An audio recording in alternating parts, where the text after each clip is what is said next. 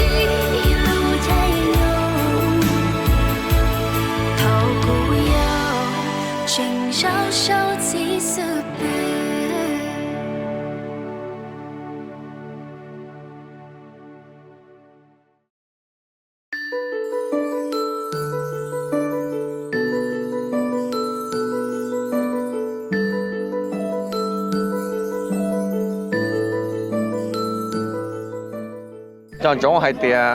lúc nào có sự kiện muốn nâng chọn chỗ lúc cần nhỉ họ cần nhỉ ô ý sao ô chỉ đâu có ý sao ô nhỉ đâu có nè nhưng mà đã chỉ là sao sao tại cái gì cái đó là chỉ nhau là chụp nhau nó cái đó chẳng chỉ nhau nó nè thế cái đó là chỉ nhau mà cái đó chỉ hai hàng cha cũ nó chứ cái đó chỉ nhau là mình tháo tụ xe chỉ chụp tụ nhau nó mà chỉ chở và gì này tụ bán nè để số các tụ nhau nó mà đã chỉ tụ nhau tụ bán nè sao tại cái gì nè thì ô lúc này phải để lúc này chơi mông to về cái ô lúc tiên lúc bao lấy trong xe hay thì cái tụ mua lúc này chơi mông to về cái gì lúc lại nữa. I have a success marriage and Nimu got 9 sons and 8 daughters, okay? Rồi để cho lần thứ gì nữa sai cái, cái lịch sử cả cho nung lòng còn bao đấy phong okay? So 120 years, okay? Thì mà nói chị, I'm uncle, okay? Call me. Have issues? Call me, okay? Alright? Thì cũng hay dùng gì nữa sao okay? Đi mày. Cái gì nhớ cái gì nhớ mình nó, 但是怎么出的？ bài thì cho xe lùn lùa mà đâu lên tới chỉ ba chỉ này có thể là hàng là có xe tệ à cái cái khen này rồi nó có cho này bài nó có nhau lại thế thế chơi bây giờ tôi sai này à cái này xin lâu của thế tao cái to nữa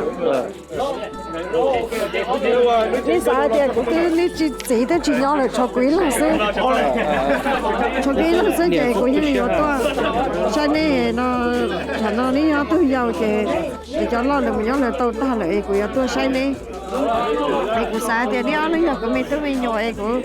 นี่ตรงเสียเดียนี่หมูอินที่นั่งนี่ว่าชิลุยกูต้องเกตัวเนาะนี่ใช่ไหม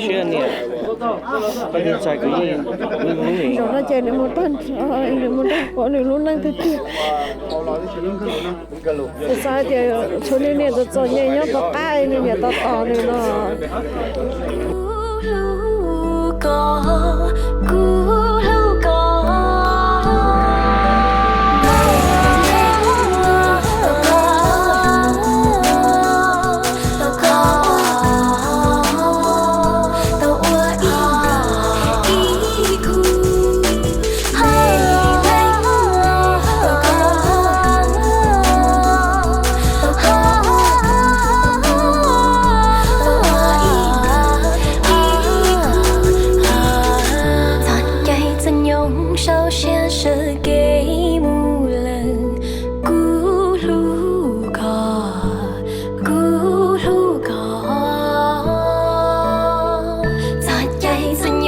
sâu xiên sự